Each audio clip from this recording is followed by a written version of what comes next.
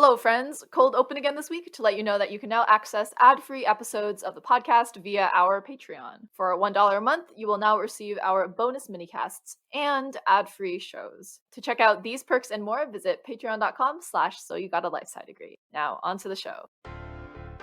Hello and welcome back to So You Got a Life Sci Degree. We're your hosts, Farida and Lisa, two life sci undergrad students trying to navigate our future careers. This is episode 13, and we're talking to Ben Moy about his work as an economist at Environment and Climate Change Canada. How are you doing today, Lisa? I'm doing good. I'm a little bit under the weather, but I have a little booster juice next to me, so hopefully that will Boost your mood? Yes, correct. No word choice. I don't know if I mentioned this last episode, but I got a new laptop because my dictation software, they stopped supporting it on Mac, so I had to switch to Windows. And it's not like learning a new language, it's more like learning a different dialect of a language you know very well. Kind of having to retrain my brain to use slightly different commands. Like instead of saying command bravo to bold something, I now have to say control bravo, and it really trips you up. But in doing this process, I've discovered some cool tricks you can do on Dragon. So they have this thing where you can add a new custom vocabulary word. So for example, you go and you click add new word, and there's two fields. The first field is the spelt form. And so for example, in there I can type out my email like x@gmail.com. And then in the second field, they have the spoken form. So I can say insert email, and Dragon doesn't know the difference. So if I say insert email, it will just type out like my actual email instead of the words insert Right. email. And so this is how it's intended to be used. And I've done this for a while, and it's really great. But what I also discovered is that I could write anything in the spoken form. So I could put the name of someone I really dislike, and the spoken form could be like doo-doo head. Or even better, I can have a command that when I say that, it shuts down my whole computer, and that command could be like Avada Kedavra, like from Harry Potter. Or Expelliarmus could be, like turning off the mic, or Lumos could be increasing the brightness, which I thought that was really funny when I thought of it. That's pretty funny. It's just cool knowing that I can do it. It can literally be any word. I just find that really funny. Glad you're putting your dragon powers to good use. Yeah, it really does make me feel like a tiny god. Yeah, I just wanted to write my name properly. Oh, I forgot to tell you. I'm gonna tell you right now. I have got it to be able to recognize your name when I say it, Farida. Yay! So Okay, exciting! So the reason I was not able to do this on the Mac version of Dragon is because that program was super outdated and they weren't updating it, so it was very glitchy. And so it wouldn't let me delete words from my vocabulary. But now with the new one, I can delete words. So what I did is I put your name in and I trained it, So like you click train and I say it, and then that's supposed to help it. But it doesn't work because if I ever say Farida, it will just leave out one of the A's, or it will write something that's completely different. And so basically how I did this is just like, I don't know, is it called process of elimination or whatever, where I would just say Farida, and if it wrote a word that was vaguely similar, I'd go into my vocab and delete that word. And then I'd go back to my dog and say Farida again, and they would put like another nonsensical word, I'd go delete that. So the good news is that your name doesn't sound very similar to any essential biology words. So that's why this was able to work. Yeah. So I just want you to know I value our friendship. Oh, yeah, that's actually a lot of effort to get my name onto it. And like, here's the thing, is like, I actually don't know what words I deleted, so I'll never get those words back if this all blows up. But anyways, how was your week? My week's been going pretty good. I just did my first hackathon this weekend. Ooh. Is there a word for that? Like hackathon, newbie? Sure. Is there an actual word for it? No, there isn't an actual word. I don't know, a knackathon, a new hackathoner? I don't know. That just sounds like you really have a knack for it. Like you're new, but you're also like really good at it. So sure, maybe you're a knackathon. If that's the case, it might be kind of accurate because we actually won one of the challenges. Oh my goodness! Well, look at you go. I mean, oh it wasn't me. It was like our team, and they were super supportive. And I want to give the thanks to our sponsors and everyone who worked so hard to make this possible. No, for real though, our team was really great. Oh no, I know, Frida. Everyone always means it for real. That's cool. Like, what was I don't really know how hackathons work in great detail, so what was your project about? So it was basically based off the idea of Dog Tinder that links together people who are looking to adopt dogs, which is a lot of people in COVID, and animal shelters. Oh my goodness! So yeah, and then we have a couple more coming up. But yeah, should be fun. Cool, fun. I was gonna say, related to like how you trained Dragon to get my name right, I feel like your grandma is next. That's different though, like, because Yeah, you can't just I can't easily just be like, process of X that elimination. out, yeah. Yeah. Like, tear out the vocal cord that makes that noise, like, no. Yeah. Florida no more. Oh no, I didn't delete Florida. I'm surprised that hasn't come up. Well, I don't know. Okay, but here's the thing is that this is an ongoing process, right? Like, every time I say your Right. name, Yeah. except Florida. I mean, but how many times? I definitely say Farida more than I say Florida. So honestly, I'm willing to make that sacrifice. But if it somehow like types your name as mitochondria, like nah, man, like that one's okay. That's the line. Yeah, exactly. All right, let's get to the interview.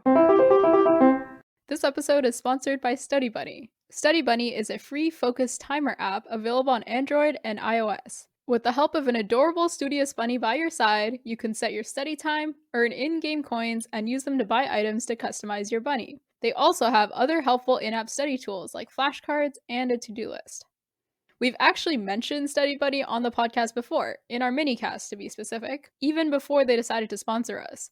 Personally, I use it to track what kinds of work I'm doing throughout the week and for how long. I love seeing my study metrics visualized in a colorful schedule at the end of each week. Meanwhile, Lisa uses the app to set timers when studying, to ensure she won't fall into the Among Us rabbit hole. Pun intended. Download the app today on Google Play or the App Store.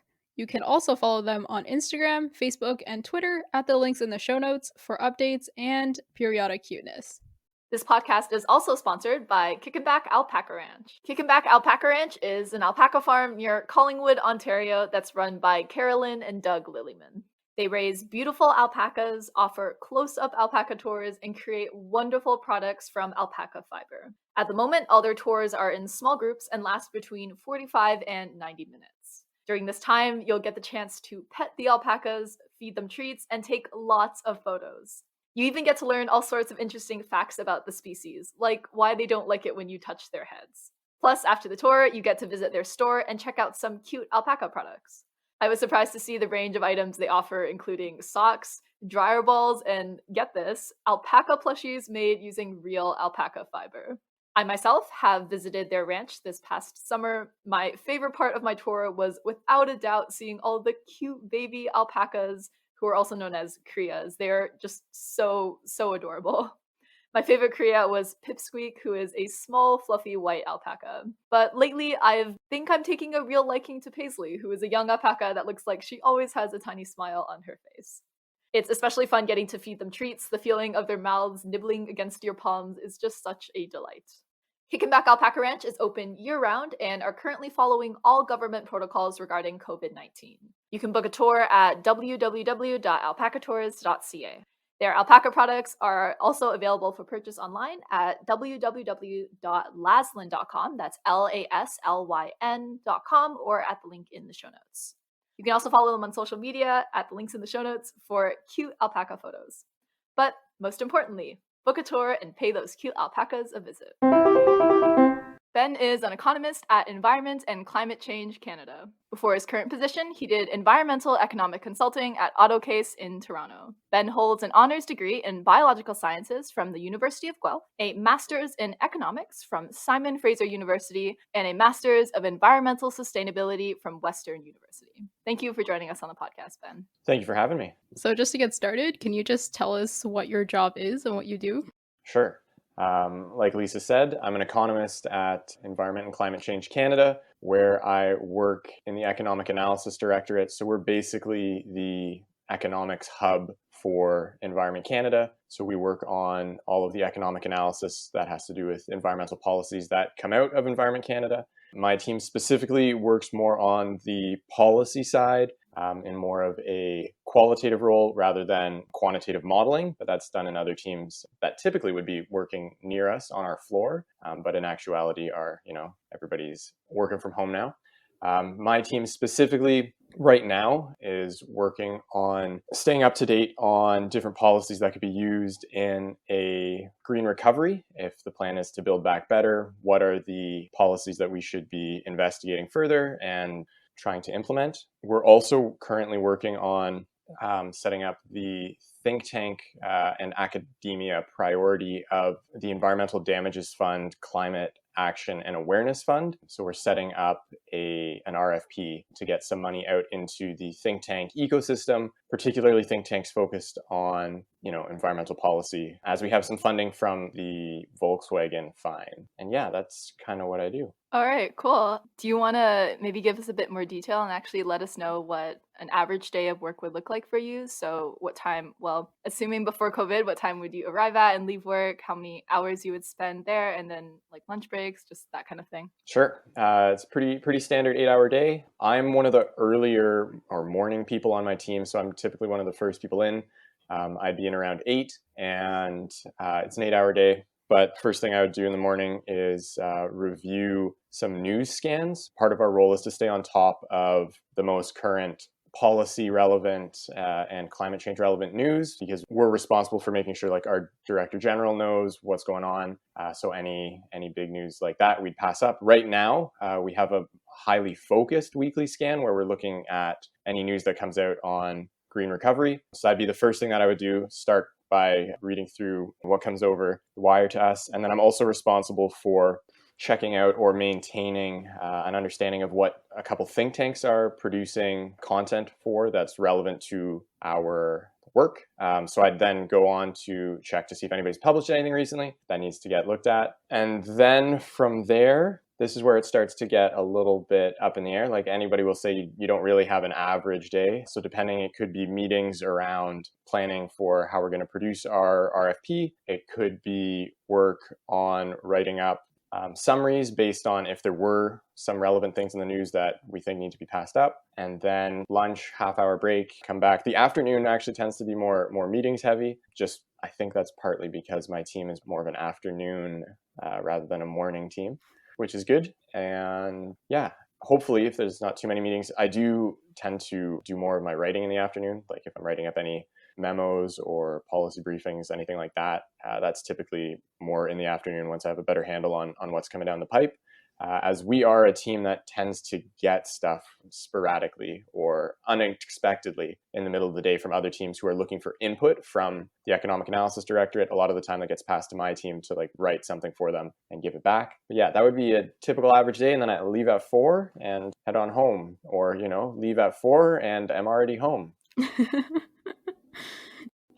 This is kind of a quick follow-up question. Where do you get your news about like the latest environment-related stuff? Yeah, good question. So there is a team at Environment Canada that publishes internal news releases to people who want to be on their mailing list. We also actively scan, there are different people who or there are different teams, I should say, who actively scan particular news outlets that they find have relevance to them. And sometimes we get included on their mailing list. So they say like, hey, we're passing this summary of things that happened today up to somebody above them, but they'll pass it over to our team as well, just to keep us in the loop. And then, like I said, I do look out on a couple think tanks. And so I just go to their websites and see if they've published, blog posts, briefing memos, or larger reports. And these could be, I say think tanks, but it's also international organizations like I'm in charge of the International Energy Agency. So I check out what they've got going on, and the UN Environmental Program, who also publishes stuff fairly regularly. So you kind of walked us through the general line of your work and also, like your hourly schedule, but we wonder if you could also give us some examples of specific projects you've worked on? For sure. So I'll give you a specific example from my co-op. So I did a co-op term before working in the private sector. So I did a co-op term with the team that I'm on now, then went and worked in consulting for a year and then came back. So one of the projects that I worked on during my time as a student, which would still be relevant now, it would still be something that would have been done by somebody in a similar role to me if it was as relevant at the time, was to review other countries' mid-century strategies. So what they are so in the Paris Agreement, everybody has contribution agreements for, how much they're going to emit, how much they're going to reduce their emissions by. And they also have a mid-century, or they have an agreement to create a mid-century strategy. So mid-century being 2050. So that's the long-term deep decarbonization strategy outlook. And my team formerly has been responsible for developing Canada's mid-century strategy, the long-term deep decarbonization strategy. But as things have changed now, like we have a net zero 2050 target, so that's kind of in flux, and that's superseded what we had said previously, which was an 80% reduction by 2050. But back in 2019, I was reviewing all of the other countries' mid-century strategies and comparing them to ours. Ours had several key building blocks. And so we wanted to see what other countries were doing in those building block areas. Because at that time, we had released our mid-century strategy in 2016. We were thinking about updating it, which is something that we're supposed to do according to the Paris Agreement. And so we wanted to see, what's the level of ambition that's out there in the world right now? Do other people have, really good ideas for what they're trying to do? And we say, hey, that's a great idea. We should do something more along those lines, particularly for countries that are more relevant to our context. But yeah, that would be an example. And it's reading through and trying to understand what their policies are and see how they would apply to us in the Canadian context. That way, if needed, we'd be able to suggest something else or brief people on whether or not our level of ambition is meeting with the rest of the world. So would the output that you're producing from that be like some kind of a written report that you give to someone to write policies based on, or like what does that lead to basically? So that is a great question. In my time there as a student, I'll be honest, it didn't lead to much. It ended up being like a written report and an Excel file, just to like quick, easy visual, like boom, here are our building blocks, here are the other countries, and here's what they're doing in each of the building blocks. So you can see a pretty good snapshot. And at the time that was done so that we had it for reference. And I actually remember when I was leaving as a student, I'd asked my manager if she could review my resume, and she was great. She was like, yeah, I'll do that. And I had mentioned, reviewed other countries' mid-century strategies, and I had said something like for future reference for organizations and stuff. And she said, you don't know what this is going to become. It might be useful. And since then, it's actually been something that's been highly relevant to a couple other teams, so that as we look at trying to get to net zero by 2050, we have a good reference point for, okay, here's what everybody else was going to be doing. So it, like you suggested, ends up being passed around to other people so they can read up and see what's going on.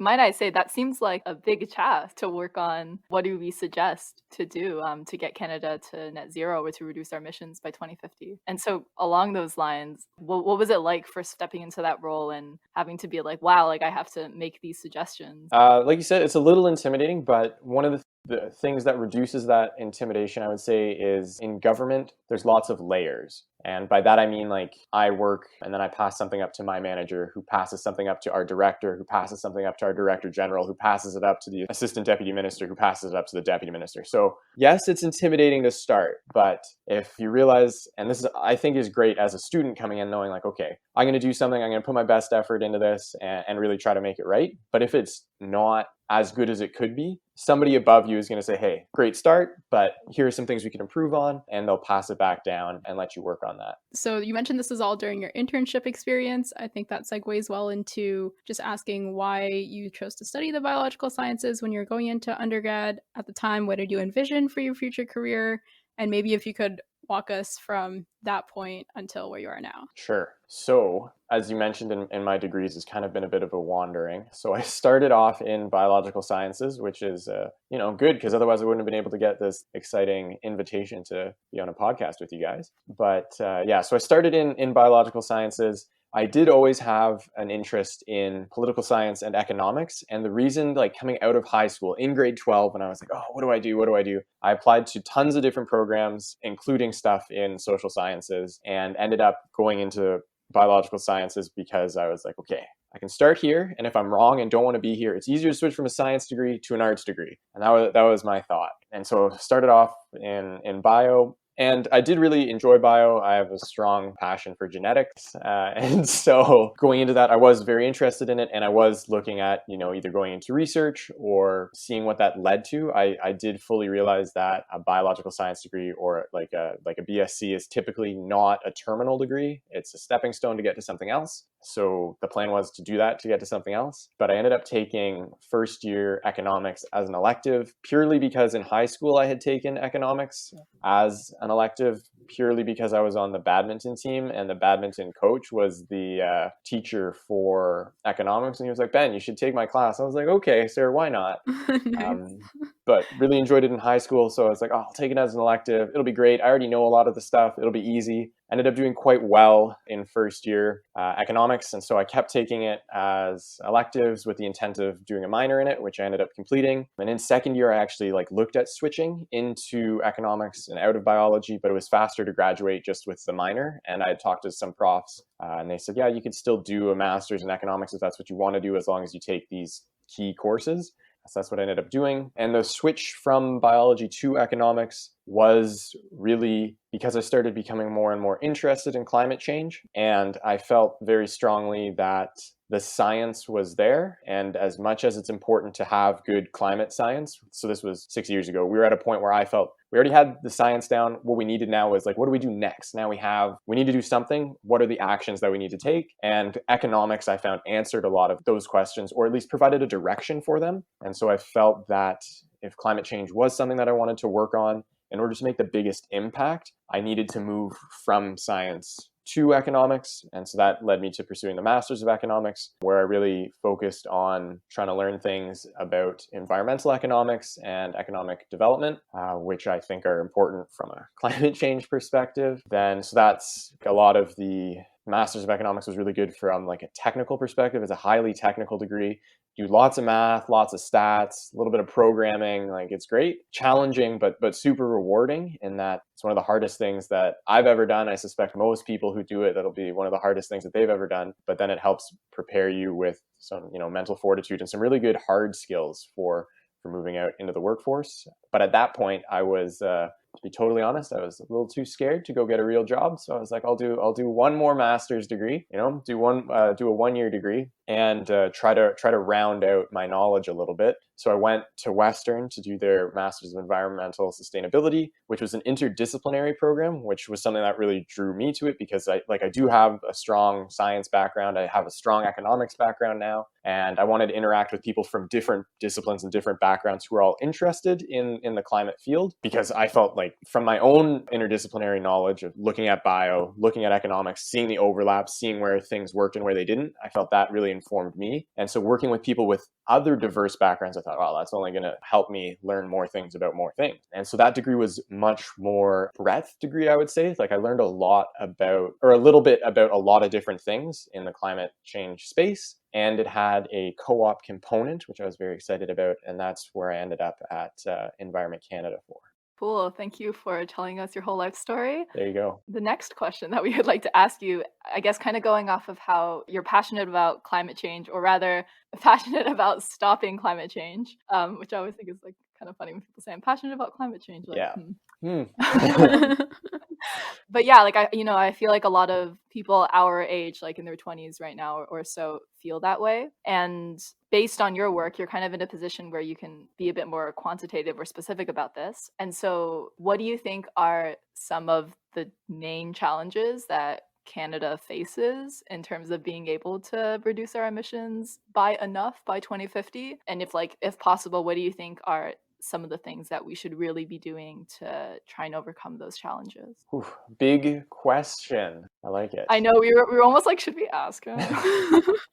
Might as well. Okay, I'll start with some positives to set the stage for Canada, in that we have a highly decarbonized electricity system. Over 80% of Canada's electricity is generated with zero carbon emissions. So we're in a very good place if we can electrify a bunch of things and reduce our dependence on fossil fuels that way. The big challenges for Canada are the transportation sector, the building sector, and the oil and gas sector. The last one, surprise, surprise. So for transportation, that's a big challenge, partly just because of the geography of the country. There are very few countries in the world, other than us, Australia and the US really, who are so far spread out and were built at a time where the invention of the car was pretty close. And so if you're in cities in Europe, everything is much more compact because it was hard to travel farther distances. But Canada and the US and Australia, much easier when things were being built. So we don't have that same benefit of being, tightly packed together. And we're used to being able to like take a 2-hour car drive to like go to the next city, or, you know, if you're in Toronto, drive out to Hamilton or out to Guelph, whatever. Those aren't 2 hours, but you're used to being able to make these longer journeys that other places would find to be like a quite long journey. So there's a bit of a culture of that kind of car transportation, which is challenging. The good thing is substitutes for internal combustion engine vehicles, or ICEs, are becoming more and more popular and have higher and higher market penetration, which is the same way of saying they're becoming more and more popular, I guess. And so there's a light potentially at the end of the tunnel for decarbonizing there. A challenge there again is getting more and more electric vehicles into the markets that consumers are using them, and also building out charging infrastructure, because a lot of people have range anxiety about like, how far can I get on one charge? You know, am I going to get up stranded somewhere? It's like, okay, if we build you some chargers, then maybe you won't have that as much. The building sector is also challenging, particularly in urban centers. I know in Toronto, buildings are the number one source of emissions, but in most urban centers, it's similar. This has a lot to do with construction. Concrete is very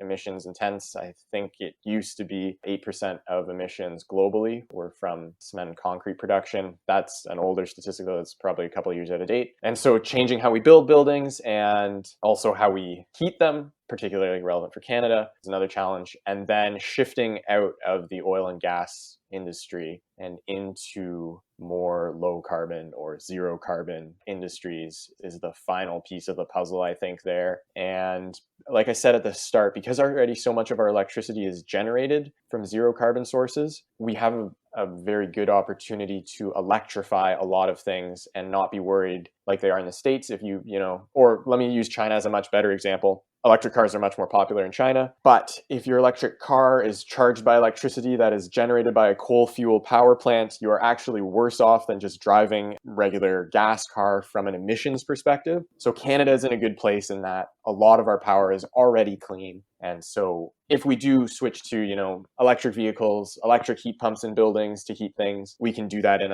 a low carbon way quite rapid. And that was very specific, so thank you. Yeah, I'm super impressed.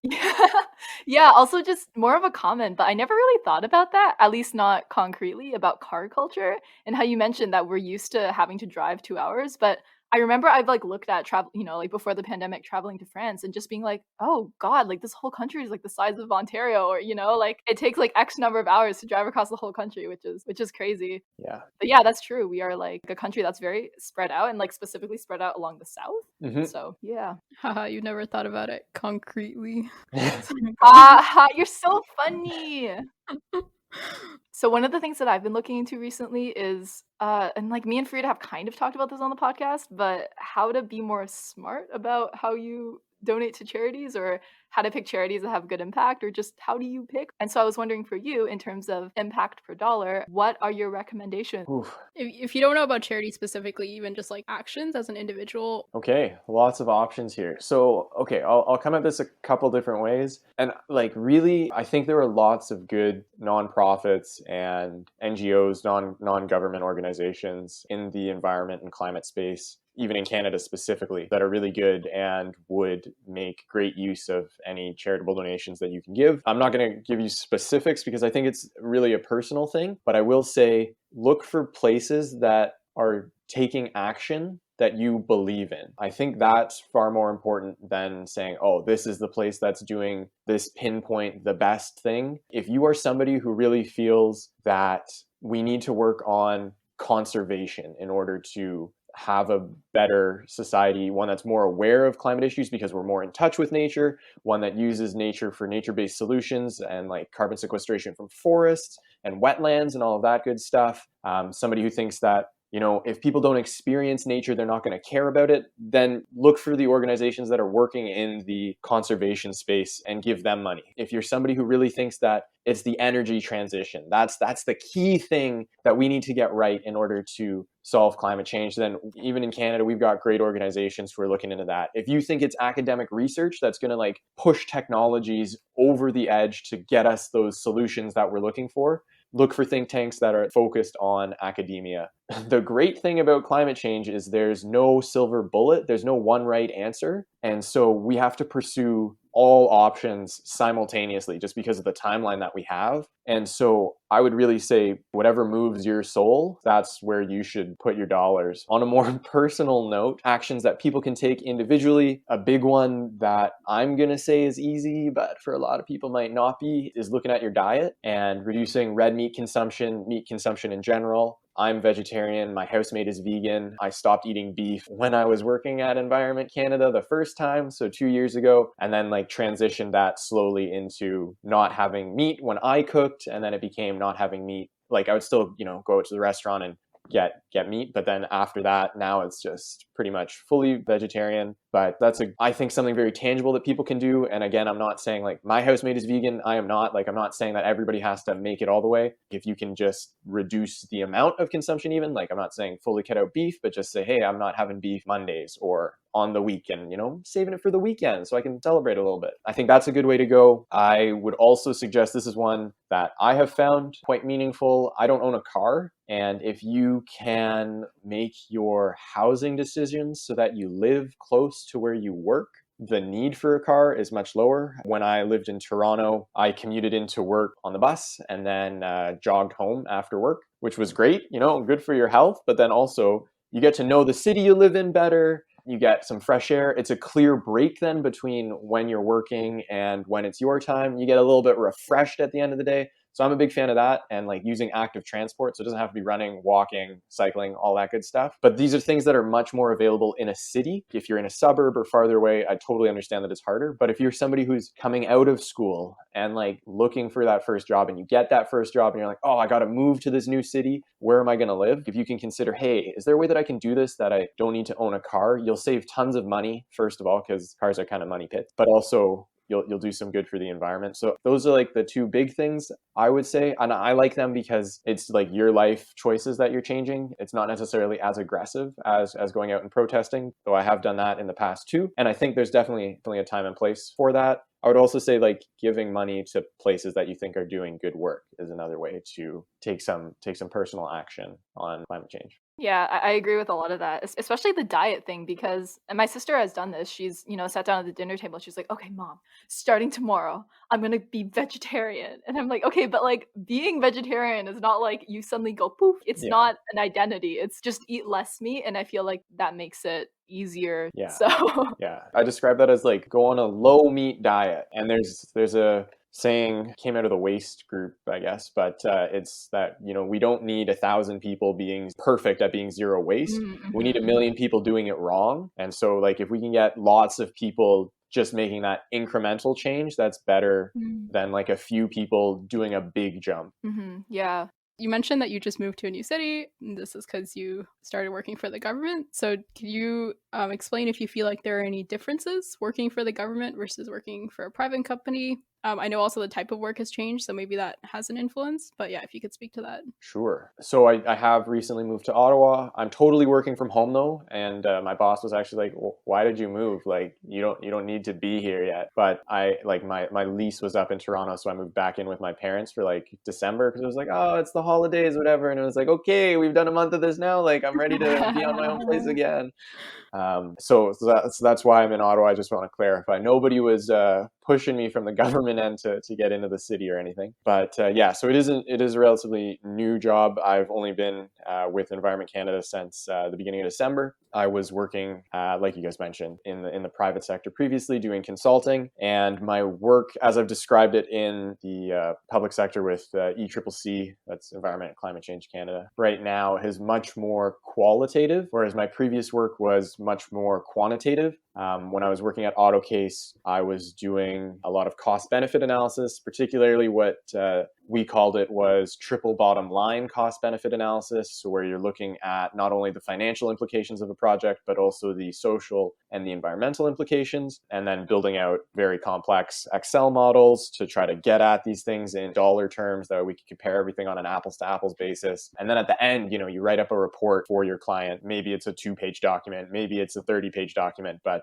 a lot more technical modeling and a lot less technical writing, I would say. Big differences between the working for the public sector and working in the private sector are more probably lifestyle stuff. Like with the government, they are much more acknowledging of like the hours that you're supposed to be working, whereas in the public sector sometimes there's a bit more like, okay, like you gotta this has to get done, so we're gonna do it. And especially in the consulting world, because you're working for a client, if they give you a deadline, that's the deadline. So like I've worked 13-hour days, I've worked 3 out of 4 weekends in a month in the private sector, so that's a bit of a difference. Also, like I mentioned, the government has a lot more layers, and so you need a lot more approval to get things done.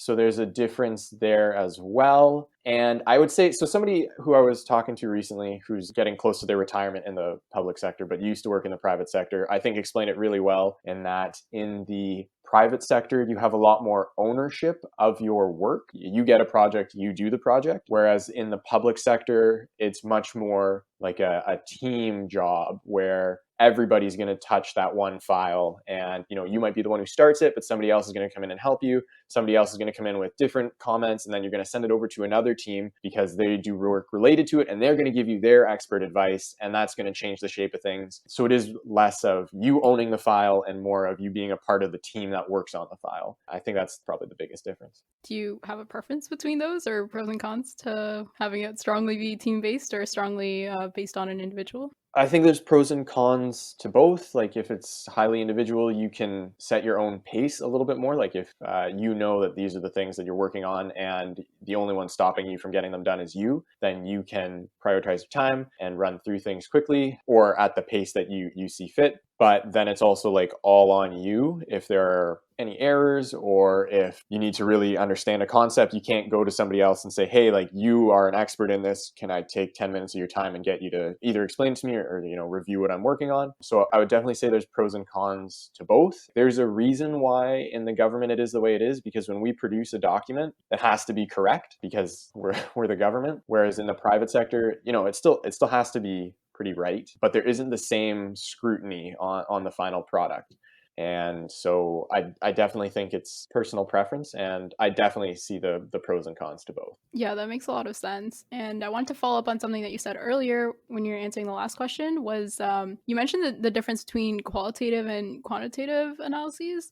And I don't think I have a strong understanding of what qualitative analyses would look like. So maybe you could explain that a little bit more. Sure. So quantitative, there's numbers in it. Qualitative is a little bit more words based, and I would say like the best way that I think of it most intuitively is if you think of like case studies and you say this is what happened in this case and this is what happened in another case. That's probably how I would think about qualitative analysis. Personally, as an economist, like I struggle with the concept of qualitative analysis because all of my analysis has been pretty quantitative. But I guess really what I mean by qualitative work and what I do is it's more taking the numbers that somebody else has produced and then saying, okay, now that we know this about the transportation sector or the building sector, what do we do with that in terms of policy? And so it's moving from the numbers to the words to get to action. Like I'm very much a numbers guy, like as much as knowing that there's 8% of the world's emissions come from cement and concrete. That's great. You know that number, but like, what do you do with that now? So like the next steps are, okay, we've acknowledged this. Now, what are some ideas for tackling that problem? And that'll probably end up being something that's policy and words and qualitative, I guess. And I don't really think that answered your question, but hopefully I talked long enough that you'll accept it. I think it actually cleared up a lot. So I think you did a good job. Great. Thanks. Something I did want to ask you is you mentioned that, at some point you started getting more interested about, mitigating climate change and that sort of thing. Do you want to just talk about why you love nature, essentially? Like what drew you into climate, caring about the climate kind of thing? Sure. You've painted a lovely picture there of like why you love nature and all this stuff. I care about climate change because if we don't fix it, we're all gonna die. Yeah. I'm pretty motivated by that, I would say. But also, so that's kind of a bleak and not useful answer. But in my mind, climate change is the challenge of our time, the challenge of our generation, surely. And if you're at a time in history where you get faced with like such a monumental challenge, how can you not want to participate in that and try to solve that? I think that's so exciting. I also think that because climate change is so far reaching in our society, we have a chance to touch every aspect of our society through climate policy. And so anything you look outside at society today and you're like, man, poverty, that's not great. How do we fix that? You can wrap that into climate change policy. You know, you look outside and you don't like dense urbanization and the brutalist architecture of downtowns. How do you make that more green? That goes hand in hand with fixing climate change. You don't like seeing that air pollution out there because you're choking on it when you're trying to run home from work behind a car. Like, tackle climate change. It fixes that too. Gender inequality, all of this stuff, everything is touched by climate change because it is so pervasive in its impacts throughout our society. So in my oh so humble opinion, I can't think of a reason to work on any other topic because this covers all of them. Yeah, I definitely feel that. And it does feel like one of those things that, I mean, to be a little pessimistic, if we make it in 100, 200, whatever years, they'll kind of look back and be like, this was a major time in Earth's history where there's a lot of loss of biodiversity and we almost didn't make it as a species. Yeah. And kind of going into that, my next question is, do you think we're going to make it as a species? Or to be a bit more elaborate about it, just can you tell us about how you feel about our current situation with respect to climate change? Like, at the end of the day, do you feel hopeful? Like, do you think we're gonna make our goals, or are you kind of preparing yourself for the worst? Wow, we're asking you some really easy questions, super Yeah. lighthearted. Yeah, no easy answers to climate change questions, let me tell you. So let me start with like the question of are we going to make it or not? I really think that like, and this is partly because of the way I answered your previous question. I don't think it's as cut and dry as, humanity is just gonna be dead like 50 years from now if we don't get this right. It'll just be that we'll be living in a world that we don't like living in as much as the one that we live in today. And so will we make it or not? I suspect either way we'll make it. It's just the quality of life that we'll have, how many people will be around, where those people will be, what they can do will be greatly diminished if we don't meet the challenge that's at our feet. Mhm. And your other question of how do I feel about it? So my sister actually right now is doing a master's in climate change, and her and I have spoken recently about climate grief and climate anxiety, which is something that is particularly relevant once you're doing like graduate work on climate change. You're like, oh man, like this does not look good. But I am somebody who's definitely optimistic because there's no point in stopping. And so even if there is a major setback, you have to keep going and you have to keep trying because like the alternative is like we lose basically. And so I do think there's a lot to be positive about. I don't know if you guys are following Joe Biden in the States. Today he released a bunch of executive orders, some good stuff out there. And that's a huge shift and could really help set the stage globally. I think that Canada's got some good stuff in the works. And I think like if you look at the UK, they've got some great stuff going on there. They're one of the only nations that's like rapidly decarbonizing. I'm pretty sure Scotland is currently fully powered by renewable energy. That's super cool. There are great positive stories out there. And the way that climate change has been portrayed has purely been that like doom and gloom, which is totally fair. But there are also, in my mind, so many things to be positive about in that, like I said, like I see things in society that I don't think are great. And we can tackle climate change simultaneously with a lot of those. And so I see that I think that there's a lot to be not necessarily optimistic about, but a lot to be looking forward to in solving the challenges of climate change. All right. Thanks for that. We're gonna leave it on that positive note. Is there anything else you would like to add before we wrap up? Thanks for having me. It's been fun. And it's great that you guys are so interested in talking to all the different people that you've talked to. And I really hope that it helps you guys out in, what you're doing next. And yeah, because you're asking good questions at the very least. And I appreciate you bringing me on. Yeah. I mean, it's not about you. We just want to be podcast famous, There you go. Nah, kidding. We're not in it for that. But yeah, thanks for joining us.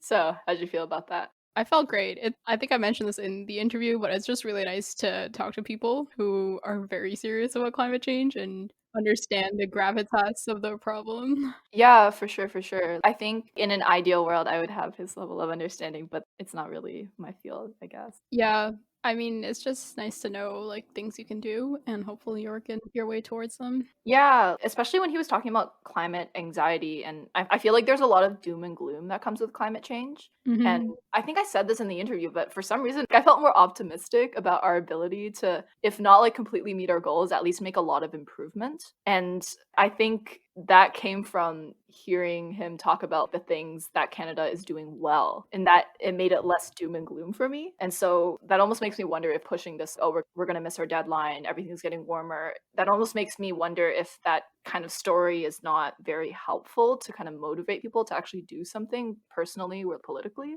Yeah, I think that's pretty interesting. I think there's actually been a lot of attention brought to this recently. I've seen a Mhm. couple like climate change YouTubers talk about this, how They're climate change youth. That's the most 2020 thing. they worked in climate science as scientists and then Yeah. they became YouTubers to Mm. bring that more to the public. Uh-huh. So yeah, they are still climate change YouTuber. It doesn't change what it is. Yeah, yeah.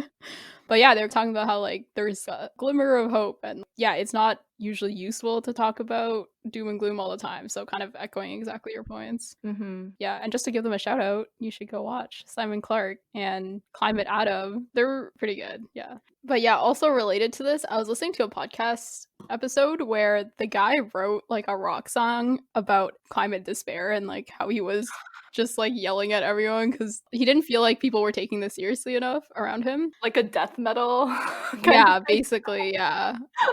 Just talking about how terrible 2020 has been and like how climate change is going to be terrible in the future and all this stuff. Yeah. And then he was talking about this with his coworkers on the podcast, and one of them runs a climate change related podcast. Mhm. And he was kind of saying like the climate scientists don't act like this, right? Like they are kind of like there is change being made and we need to focus on that and there is things we can do and significant steps we can take. And so he was kind of like annoyed at this guy for writing this song because it's kind of exactly what you said. Like we can't just throw up our hands and like not do anything. And it's usually not productive.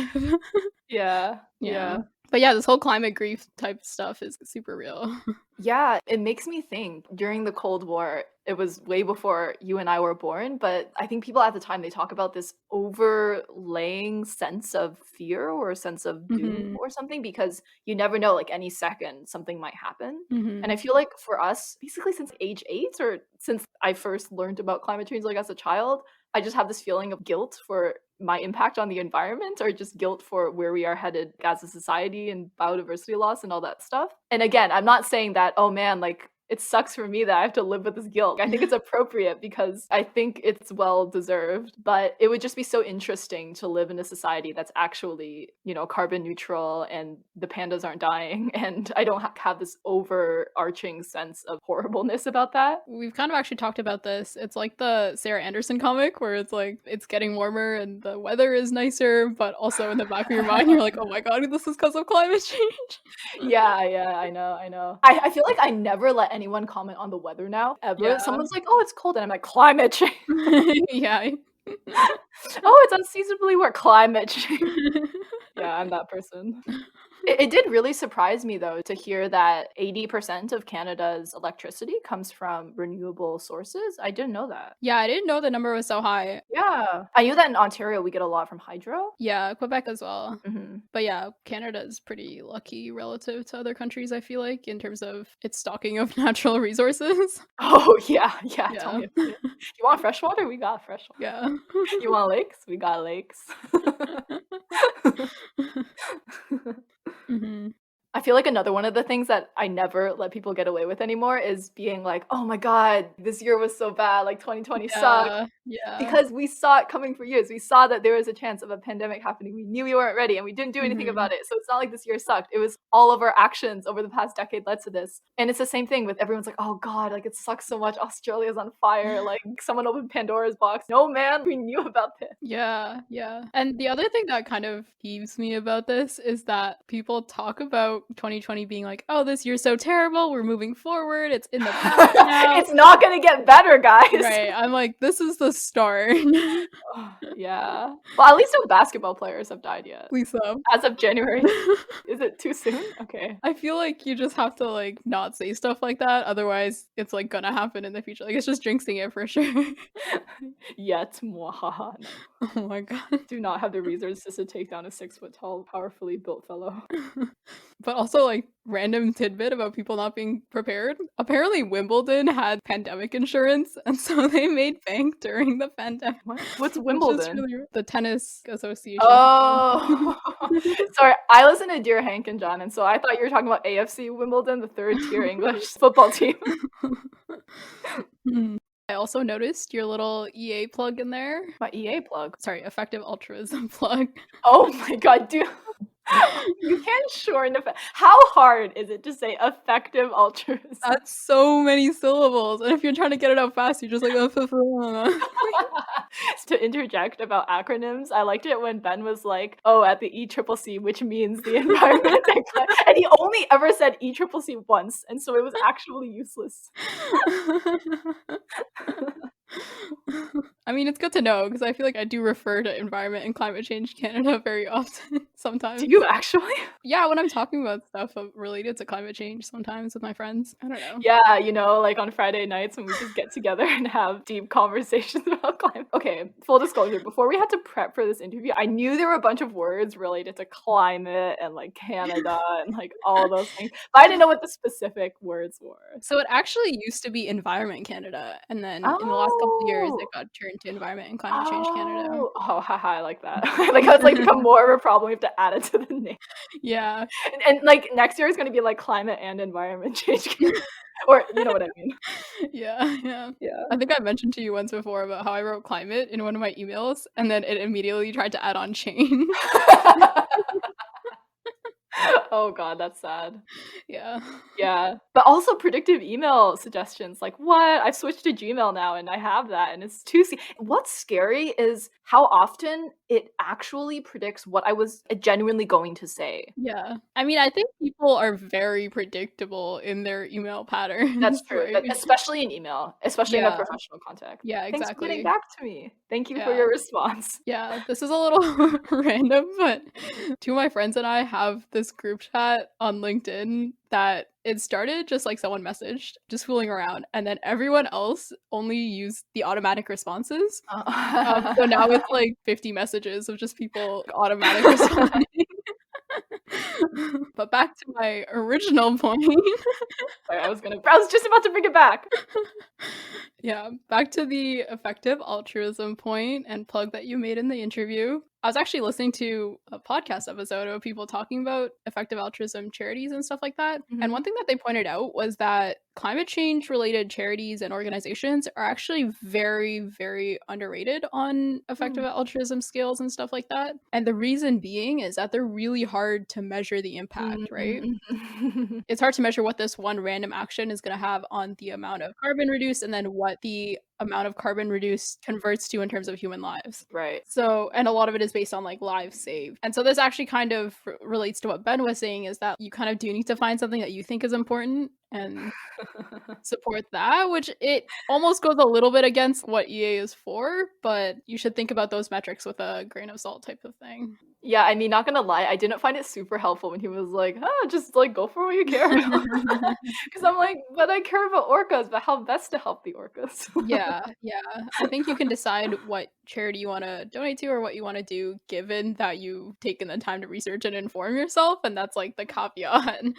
You kind of need to know what's going on before you can be like, oh yeah, I want to do this thing. Yeah, so no easy way out, really. Yeah, I don't know. I think you asked Ben about why he was interested in climate change, and I think his answer was essentially something equivalent to, you literally can't have enough hands on board. I just feel like whatever you're doing, you should do it related to climate change. Yeah. His answer also kind of touched on something that I feel strongly, which it bothers me when people, I feel like even now the main message about being eco-friendly is like, we need to save the earth. But I feel like politicians politicians or whatever people should just push the message of like we need to save our economy because Yeah. it's so intertwined. Yeah, yeah. I think that's starting a little bit now. Like, so the Bank of Canada has seriously started looking into like climate research and like, the Bank of Canada? yeah, But how is that related to climate change? because they started using like climate change research to talk about the economy. Oh, I see. Yeah, so they're like starting to take that seriously. I mean, I think it's a bit late for all climate change action, but at least there is some stuff kind of getting the message out that climate is obviously going to impact the economy and we really need to think about this. Yeah, and it already is because with things like Yeah. wildfires, you lose cropland and it causes a lot of infrastructure damage that you then have to repair, and that's expensive. So Yeah, yeah. I feel like in our podcast, whenever we start talking about climate change, the entire episode is about climate change. oh, my brain. Yeah. I thought it was funny how Ben kept describing working for the government like it having a lot of layers, and at one point he said, "Like I said, we have a lot of layers." And that just made me laugh for several reasons because on one hand it's almost like you're saying, yeah, like we're so deep, we're very nuanced like as a company.